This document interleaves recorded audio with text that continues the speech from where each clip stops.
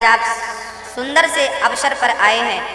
मैं बड़ा चिंतित था। व्यास जी को देखकर नारद जी बोले, मैं समझ ही गया था कि आप बड़े उदास हैं, बड़े चिंतित हैं, बड़े परेशान हैं।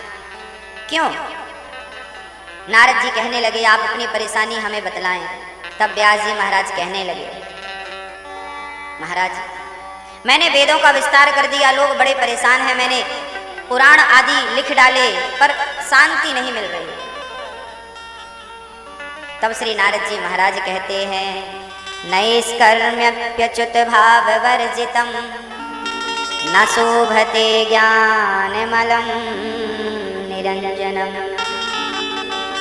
कुतः पुनः शश्वद्भद्रमेश्वरे न चार्पितं कर्म यदाप्यकारणम्। वह निर्मल ज्ञान भी जो मोक्ष प्राप्ति का साधन है, यदि भक्ति से रहित है तो वो ज्ञान किसी काम का नहीं। भक्तों, ज्ञान की शोभा कब होती है? जब वो भक्ति की चाशनी में डूबा हो। बिना भक्ति के ज्ञान की शोभा नहीं होती। नारद जी कहते हैं कि आपने अभी तक जितने पुराण लिखे हैं सब में ज्ञान का निरूपण तो है। अरे ठीक है, भक्ति का भी निरूपण है, पर जिससे भक्ति बढ़ती है भगवान कृष्ण की बाल लीलाओं से, जिनमें भगवान के प्राकट्य की चर्चा हो, क्रीड़ा की चर्चा हो, बाल लीलाएं जितनी भगवान ने की हैं सबकी विस्तार से जब तक आप चर्चा नहीं करेंगे तब तक शांति नहीं मिलेगी। यहाँ एक बात हम सभी को और समझना चाहिए कि शांति कब मिलती है। आप सब कहते हैं ना महाराज जी शांति नहीं है, महाराज जी शांति नहीं है। हर व्यक्ति का प्रश्न है, गुरु जी शांति कैसे मिले, शांति कैसे मिले। आज समझ लीजिए, जब तक भगवान की चर्चाएं आप सुनेंगे नहीं तब तक हृदय को, चित्त को शांति मिलने वाली नहीं है। जब तक भगवान की कथाओं को अपने हृदय में समाहित नहीं करेंगे तब तक शांति नहीं मिल सकती। अच्छा एक बात और है, भगवान, अच्छा किसी की निंदा और बुराई करने से शांति मिलती है कि भगवान की चर्चा करने से शांति मिलती है? हाँ, लोग बैठ जाते हैं, 4 लोग बैठ जाते हैं और फलाने की बुराई चालू, 2-2 घंटे निकल जाते हैं भैया, 3-3 घंटे बर्बाद हो जाते हैं ना। गलत आदत है। जब भी बैठो तो भगवत चर्चा होनी चाहिए। क्या कृष्ण की कथाएं कम पड़ गई? क्या राम की कथाएं कम हैं कहने और सुनने को? जब भी कहें तो कृष्ण कथा कहें, जब भी सुने तो कृष्ण कथा सुने। यही है जीवन की सार्थकता।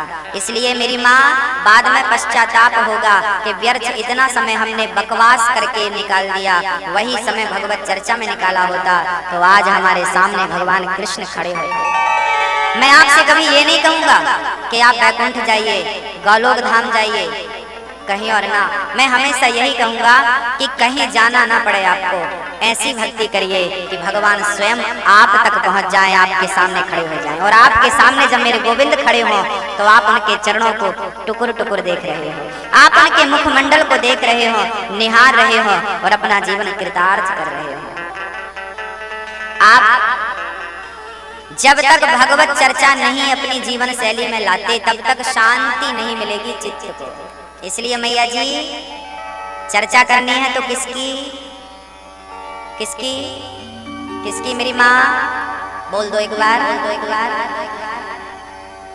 प्रेम से कहिए, राधे राधे राधे। किसकी चर्चा करेंगे? अच्छा, आज हमें बतलाइए कि आज के बाद आप लोग बैठकर हमेशा जब भी बैठेंगे तो आपसी की हालचाल पूछना ठीक है, बहन कैसी हो, बढ़िया हो। हाँ, अब बैठ गए, थोड़ी सी वार्तालाप हो गई, अब कृष्ण की चर्चा पर आइए। भगवान कैसे हैं, भगवान ने कितना सुंदर लीला हुई, कैसे माखन चुराया, कैसे मटकी तोड़ी, कैसे गोवर्धन उठाया, कैसे रास रचाया, कितनी लीलाएं तो हैं। आज के बाद कौन आपस में मिल करके बैठ करके और हमेशा भगवत चर्चा किया करेंगे? आज मुझे विश्वास दिला दीजिए। आप लोग हाथ उठा के करेंगे तो हाथ उठाइए, झूठा हाथ मत उठा लीजिएगा। करेंगे करेंगे तो आज से बुरा जो देखन में चला, बुरा न मिलिया कोई, जो दिल खोजा आपना, मुझसे बुरा न कोई। अच्छा आप लोग ना बैठ करके फलाने की बुराई करते हैं, वो कितना बुरा है, वो कितना बुरा है। कभी आपने अपने आप से पूछा कि आप स्वयं कितने अच्छे हैं, आप स्वयं कितने बुरे हैं। इसलिए मेरी माँ, इसलिए भक्तों, इस सृष्टि में सबसे बुरा कोई है तो मैं हूँ। स्वयं की बुराई देखना चाहिए और अच्छाई देखना है सिर्फ मेरे गोविंद की, सिर्फ मेरे राम की। उनसे अच्छा कोई नहीं और मुझसा बुरा। इसलिए अच्छाई ईश्वर में है, बुराई हमारे भीतर है। हम दूसरों को क्या बुरा कहें, फलाना बुरा है, नाना वो नहीं है, बुरा मैं हूँ। हम अपने आप को सुधारने आए हैं, अपने आप को संवारने आए हैं, हम अपने मन को निर्मल करने आए हैं इस संसार में। हमने दूसरों का ठेका नहीं लिया।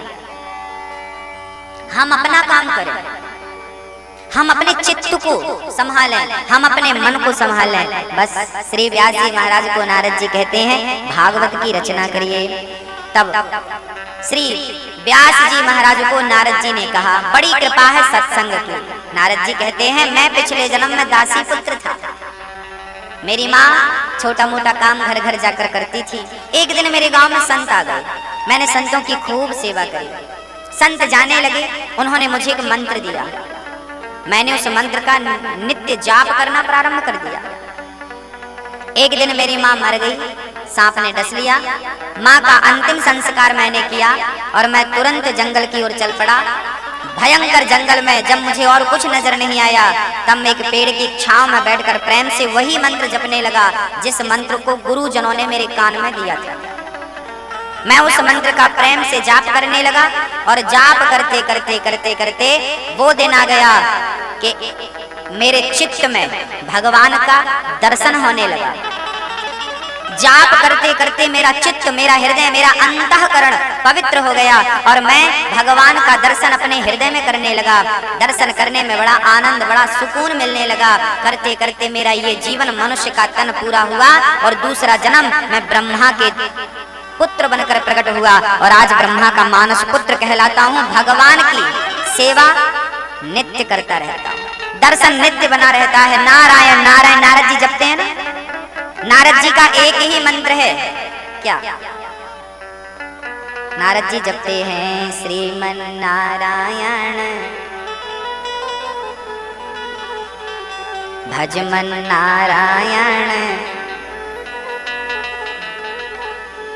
हमेशा नारद जी इसी मंत्र का जाप करते हैं, नारायण नारायण नारायण नारायण नारायण नारायण नारायण, प्रेम से जपते हैं। अच्छा आपका मंत्र क्या है, क्या जपते हैं? राम राम, राधे राधे, जय श्री कृष्णा और नारायण नारायण, ये सब एक ही है। इनमें भेद किंचन मात्र का भी नहीं समझना चाहिए। वही राम है, वही कृष्ण है, वही नारायण है, वही वामन है, वही धनवंतरी है, वही मोहिनी है, वही कक्षप है, वही सब है। इसलिए उनका नाम जो भी आप जप रहे हैं प्रेम से वो पर्याप्त है। नाम प्रेम से श्रद्धा से जपते रहे। नारद जी ने पिछले जन्म में जाप किया, पवित्र होकर आए, श्रेष्ठ पुरुष बने। भगवान का भजन जब तक नहीं करेंगे अंतःकरण पवित्र नहीं होगा। हृदय, ये जो हृदय है ना, ये पवित्र नहीं होगा, मन पवित्र नहीं होगा। और जब तक मन पवित्र नहीं होगा ईश्वर का साक्षात्कार नहीं होगा। अच्छा एक बात बताइए, गंदे पानी में आपका चित्र दिखाई पड़ेगा कि स्वच्छ पानी में आपका चित्र दिखाई पड़ेगा? हाँ, पानी गंदा हो तो क्या आपका प्रतिबिंब दिखाई पड़ेगा? और पानी निर्मल हो तो दिखता है ना। हाँ, यदि मन अपवित्र है, मलिन है, तो ईश्वर कैसे नजर आएगा? मन पवित्र हो जाएगा तो परमात्मा दिखाई पड़ने लगेगा। मन की शुद्धि ही परमात्मा तक पहुंचने का एकमात्र उपाय है, दूसरा कोई साधन नहीं है। श्री नारद जी महाराज ने बड़े प्रेम से कहा। व्यास जी ने भागवत की रचना की और महाभारत के महाग्रंथ से भागवत की शुरुआत श्री व्यास जी ने की। भीमसेन की गदा से दुर्योधन की जंघा टूट गई। मृत्यु की सैया पर दुर्योधन पड़ा था। गुरु द्रोणाचार्य का बेटा अश्वत्थामा आ गया। मित्र क्या चाहिए? कुछ नहीं, बस मेरी एक इच्छा पूरी कर दो। मैं पांडवों को मरा हुआ देखना चाहता हूं। अश्वत्थामा बोला बस इतनी सी बात, अभी जाता हूं। चल पड़ा। रात के 2 बजे पांडव जहां सो रहे थे वहां पर अश्वत्थामा पहुंचे। उसके पहले भगवान कृष्ण पहुंचकर पांडवों को उठाते हैं। अच्छा, भगवान को पहले पता चल गया कि ये मेरे भक्तों को मारने आ रहा है। अच्छा, भगवान को न अपने भक्तों की इतनी चिंता होती है जितनी चिंता एक माँ अपने बच्चे की करती है। बस समझ लीजिए, इतना प्रेम करते हैं भगवान अपने भक्त से। जितना आप करेंगे उतना वो करेंगे। अच्छा, एक बात बताइए, आप कुएं में झांक कर जोर से बोलिए राम राम, तो जब कुएं में झांक कर बोलेंगे, जितनी जोर से बोलेंगे उतनी जोर से नीचे से भी आवाज आएगी कि नहीं? गूंजती है, आती है। आप बोलेंगे राम राम, अंदर से राम राम, राधे राधे, अंदर से राधे राधे। आप जितना बोलेंगे और जो बोलेंगे, जितना तेज बोलेंगे उतना तेज पाएंगे। ऐसा जितना प्रेम आप करेंगे उतना प्रेम भगवान से प्राप्त करेंगे। जो देंगे वही पाएंगे।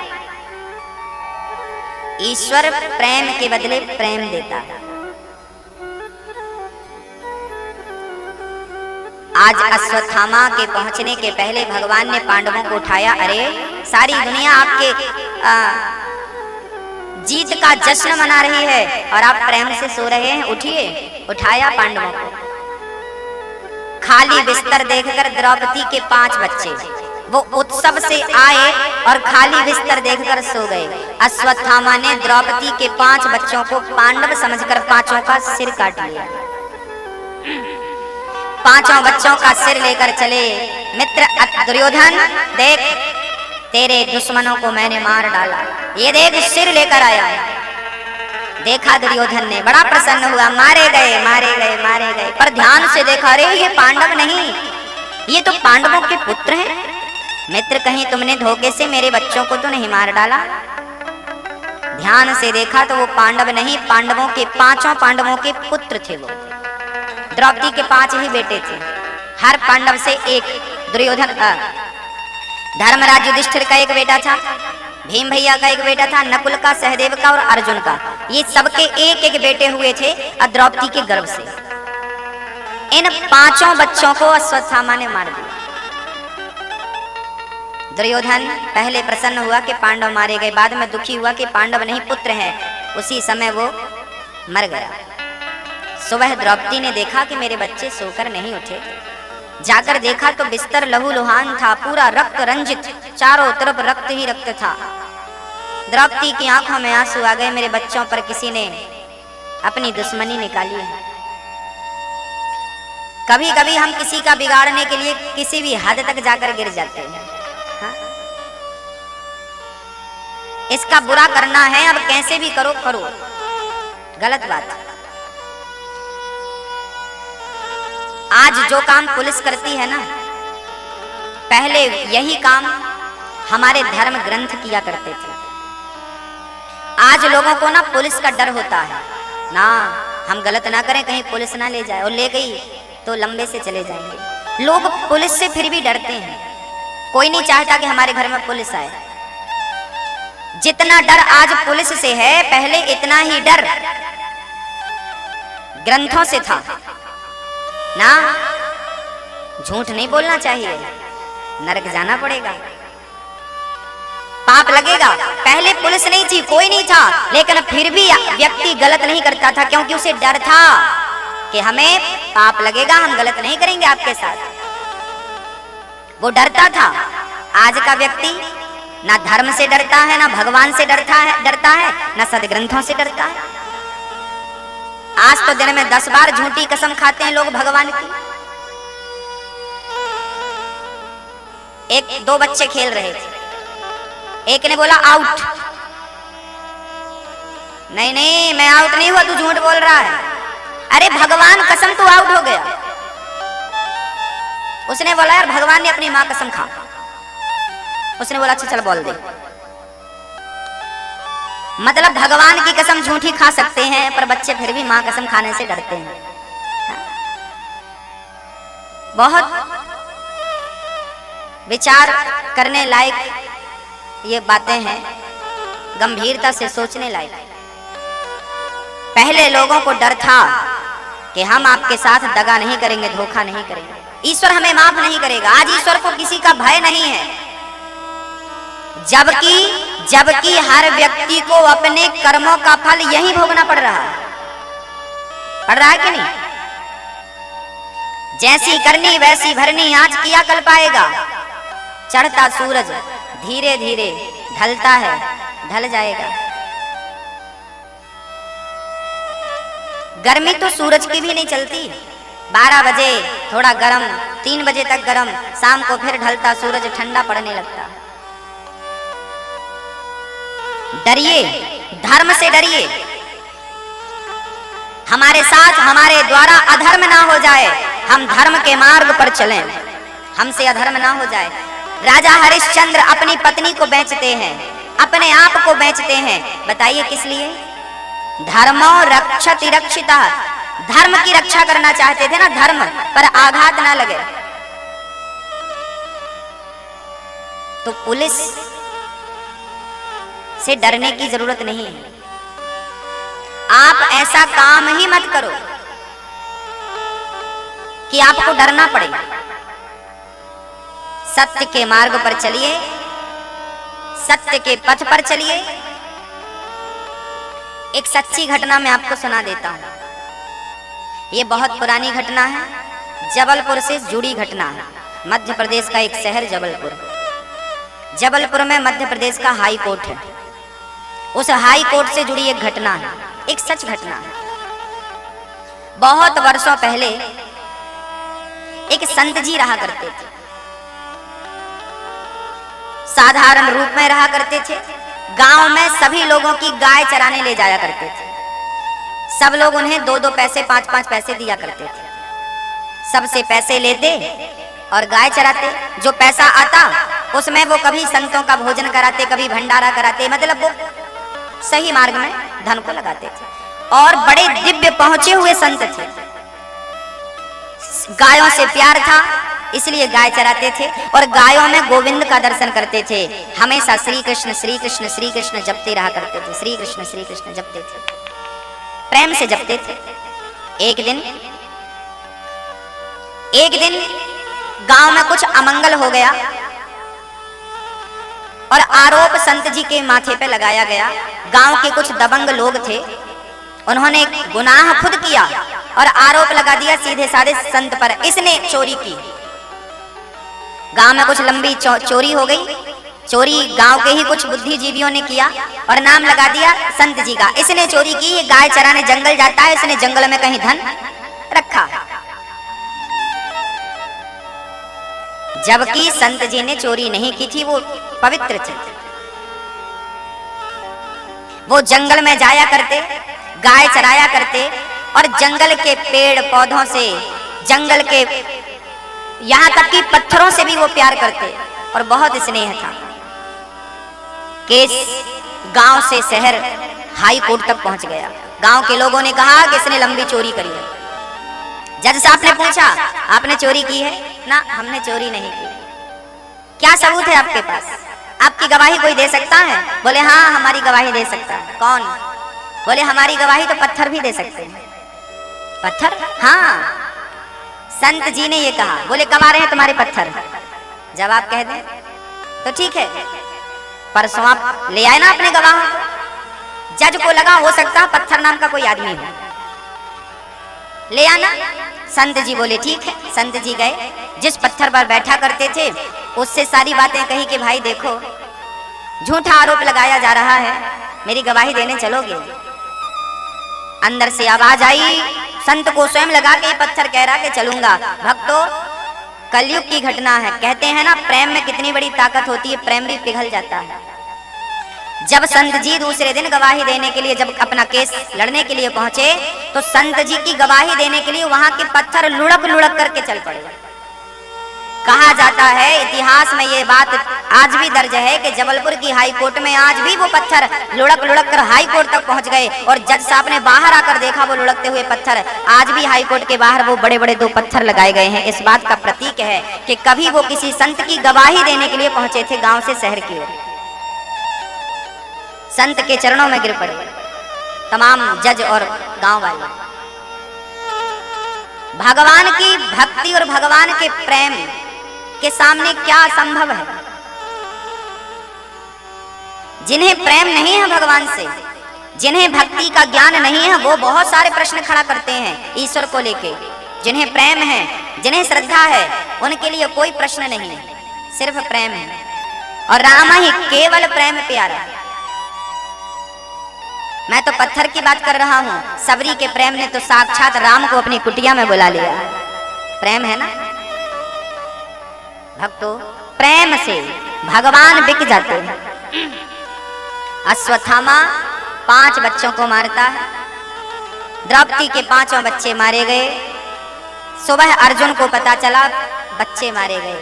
अर्जुन को सारथी बनाकर और अश्वत्थामा को पकड़ने के लिए चल पड़े अर्जुन। आज छोड़ने वाला नहीं द्रौपदी, तेरे पुत्र के हत्यारे को तेरे सामने लाकर मैं मृत्यु दंड दूंगा। चल पड़े अश्वत्थामा को पकड़ने के लिए। अर्जुन को कृष्ण की पग पग पर जरूरत पड़ती थी। अच्छा, अर्जुन के सारथी कौन थे? यहां एक बात हमें बहुत गंभीरता से समझनी चाहिए। अर्जुन का रथ कौन चलाते थे? भगवान कृष्ण। महाभारत में 18 दिन महाभारत का युद्ध चला और 18 दिन भगवान कृष्ण ने अर्जुन का रथ हाँका। भक्तों, जिसकी गाड़ी स्वयं भगवान चलाए, जिसके रथ पर स्वयं सारथी बनकर भगवान बैठे, जिसकी डोर भगवान के हाथ में हो, वो महाभारत कैसे हार सकता है? वो तो उसी दिन महाभारत जीत गया। अर्जुन तो उसी दिन महाभारत जीत गए थे जिस दिन उन्होंने कृष्ण को सारथी बनाया था। यहाँ एक बात बहुत समझने की है, ईश्वर को आप अपने जिंदगी का सारथी बना लीजिए। हमारी गाड़ी भी कृष्ण आप चलाओ। अच्छा, हम सभी कौन हैं? अच्छा, महाभारत में कृष्ण ना होते, माना कि, तो क्या अर्जुन महाभारत जीत पाते? क्या काबिलियत थी? क्या हैसियत थी अर्जुन की? कहिए, नहीं ना। अर्जुन कभी महाभारत नहीं जीत पाते अकेले दम पर, वो तो कृष्ण थे। अच्छा, अर्जुन भी कृष्ण से पूजनीय हो गए। ऐसे ही हम सभी अर्जुन हैं।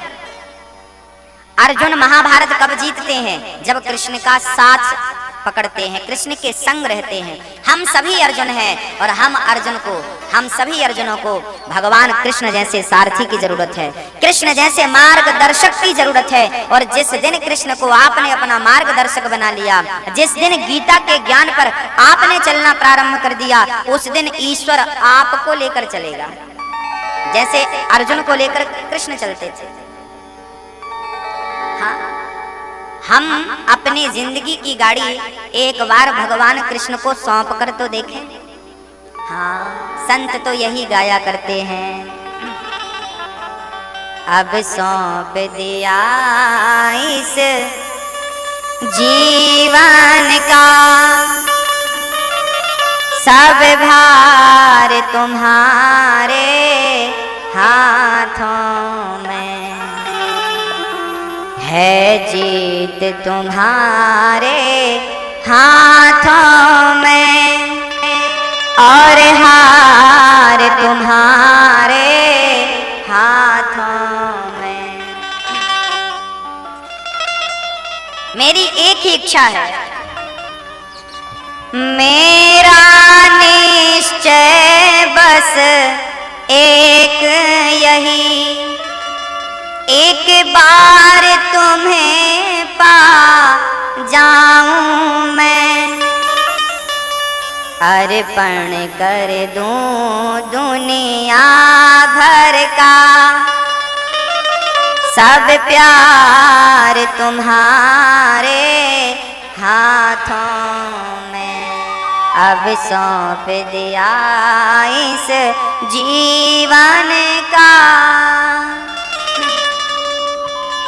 आप भी अपने जीवन का भार भगवान के श्री चरणों में डाल दीजिए। मैं आपसे पहले भी कह चुका हूं, फिर दोहराता हूं। जैसे एक बच्चा माँ के गोद में सिर रखकर सो जाता है, निश्चिंत सोता है, मेरी माँ है ना, वो गिरने नहीं देगी, वो मच्छर को भी नहीं आने देगी, वो मच्छर से बचाएगी, कीड़े मकोड़ों से बचाएगी। गर्मी है तो जाग जाग कर हवा करके बच्चे को ठंडी हवा पहुंचाएगी। अरे माँ के होते हुए बच्चे को टेंशन लेने की जरूरत नहीं पड़ती, ऐसे भगवान के होते हुए भक्त को भी टेंशन लेने की जरूरत नहीं है। लेकिन जैसे बच्चे का भरोसा माँ पर है, बस वैसा भरोसा आपका भगवान से होना चाहिए। इसे कहते हैं समर्पण। क्या कहते हैं? समर्पण। अच्छा, कभी कभी आप ना परेशान हो जाते हैं। एक बच्चे को फोड़ा हो गया था, माँ डॉक्टर के पास ले गई। डॉक्टर ने कहा इसमें चीरा लगाना पड़ेगा, चाकू से थोड़ा सा काटना पड़ेगा, गंदगी निकाल के फिर मैं टाका लगा दूंगा, बढ़िया ठीक कर दूंगा। हाँ हाँ जल्दी से लगाइए। देखिए आज माँ अपने बच्चे के शरीर में चाकू चलवाने को तैयार है, और ऐसे बच्चे को कांटा लग जाए तो माँ रोती है, बच्चे को कांटा लग गया। पर जब फोड़ा होता है तो माँ खुद बच्चे को कस के पकड़ लेती है। बच्चा रोता है तो रोता रहे, पर चीरा लगवाना जरूरी है, क्योंकि माँ को पता है कि इस दर्द के बाद बड़ा भारी सुकून मिलने वाला है, बड़ा आनंद मिलने वाला है। जब ये घाव ठीक हो जाएगा शांति मिलेगी। ऐसे ही ईश्वर कभी कभी हमारी परीक्षा लेता है, विषम परिस्थितियां लाकर खड़ा कर देता है। समझ लेना कि ईश्वर चीरा लगा रहा है। इस टाइम आप अपने धैर्य को मत खोइए, अपने विश्वास को मत जाने दीजिए। ईश्वर जो करते हैं आपके भले के लिए करते हैं। बच्चा माँ जो करेगी बच्चे के भले के लिए। अश्वत्थामा को पकड़ने अर्जुन चल पड़े, अर्जुन को मारने अश्वत्थामा ने ब्रह्मास्त्र चला दिया। अर्जुन कृष्ण के चरणों में गिर के कहने लगे, कृष्ण कृष्ण महाबाहो भक्तानां भयंकरा त्वमेको दह्यमानानामपि वर्गोऽसि संसृते। भगवान ने कहा अर्जुन मत परेशान हो, उसने ब्रह्मास्त्र चलाया है, आप भी ब्रह्मास्त्र चलाओ। और अर्जुन ने ब्रह्मास्त्र चलाया, दोनों ब्रह्मास्त्र आपस में टकराते हैं, पृथ्वी कंपन करने लगती है, आकाश में उथल पुथल मच जाती है, समुद्र मानो पृथ्वी को डुबा देगा। तब भगवान ने दोनों ब्रह्मास्त्र को अपनी शक्ति से शांत किया। अर्जुन ने अश्वत्थामा के केस पकड़े और द्रौपदी के समक्ष खड़ा कर दिया। द्रौपदी, इसने तेरे बच्चों को मारा है, जो सजा देना चाहती है इसे दे देना। द्रौपदी देखती है कि अश्वत्थामा के हाथ बंधे हैं, पांव बंधे हैं। द्रौपदी को दया आ गई अश्वत्थामा को देखकर, और जल्दी से जाकर अश्वत्थामा के हाथ का बंधन द्रौपदी ने खोल दिया, पांव का बंधन खोल दिया और हाथ जोड़कर कहा, गुरुदेव आप यहाँ से जल्दी से चले जाइए। अर्जुन बोले, देवी इसे गुरुदेव क्यों कह रहे हो? द्रौपदी ने कहा, प्राणनाथ ये हमारे गुरु हैं। अरे गुरु का पुत्र गुरु ही तो होता है, ये हमारे गुरु का पुत्र है, इसलिए हमें इसका भी वही आदर करना चाहिए जो हम गुरु का आदर करते थे। ऐसा मत कहिए, इसे जाने दीजिए। द्रौपदी, इसने आपके 5 बच्चों को मारा है, क्या आपको इस पर दया आ रही है? द्रौपदी बोली, क्या इसको मार देने से मेरे मरे हुए बच्चे जीवित हो जाएंगे? यदि बदला लेने से समस्या का समाधान होता है तो ले लिया जाए बदला, पर होता है क्या? आपने हमें एक पत्थर मारा फेंक कर, और हमने भी आपको पत्थर मार दिया, हो गया हिसाब बराबर? ऐसा करना चाहिए ना। सामने वाले ने कीचड़ उछाला है तो हमें भी कीचड़ नहीं उछालना चाहिए। हमें जो तुमको कांटा बुबे ताहि बोए तू फूल, तो को फूल को फूल है वाको है त्रिशूल। यदि भगवान पर भरोसा है तो आप जवाब मत दीजिए। आपका अपराध किसी ने किया है तो जवाब ईश्वर स्वयं उसे देगा, उसके कर्मों का दंड उसे ईश्वर देगा। हम कौन होते हैं किसी को सजा देने वाले? देने वाला ईश्वर, मारने वाला है भगवान, बचाने वाला है भगवान। कौन किसे मार सकता है? इसलिए हमें ईश्वर का कानून अपने हाथ में नहीं लेना चाहिए। द्रौपदी कहती है छोड़ दो। क्यों? 5 बच्चे मर गए हैं फिर भी छोड़ने की बात करती है। अच्छा भैया, आपके अंदर दया है कि नहीं? हाँ या ना? हाँ, ओ मैया जी क्या कर रही हो मेरी माँ? दया है आपके अंदर? हाँ, आपके अंदर बहुत दया है। माँ तो दया की मूर्ति है, माँ का तो नाम ही दया है। माँ जैसी करुणा, माँ जैसा प्यार, माँ जैसी दया किसी के अंदर होगी? हमें तो लगता है कि भगवान जिसने माँ के हृदय को इतना नरम बनाया है, वो भगवान स्वयं, उनका दिल कैसा होगा, उनका हृदय कैसा होगा? जिस माँ का हृदय इतना द्रवीभूत है, जिस माँ का हृदय इतना प्रेम से भरा है, ईश्वर कैसे होंगे?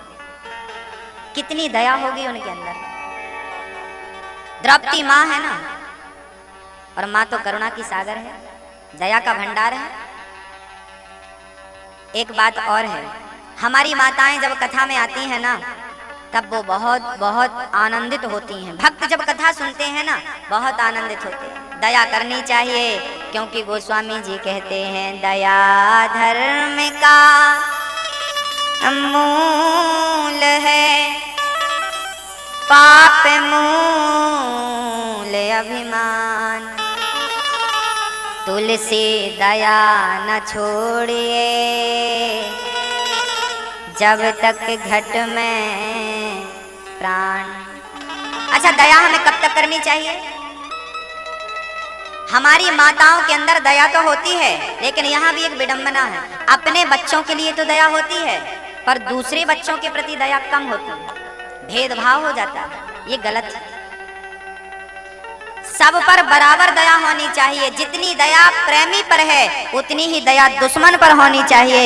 यही आपके श्रेष्ठता का परिचय है, आपकी महानता का परिचय यही। सूर्य का प्रकाश दुर्गंध में भी पड़ता है और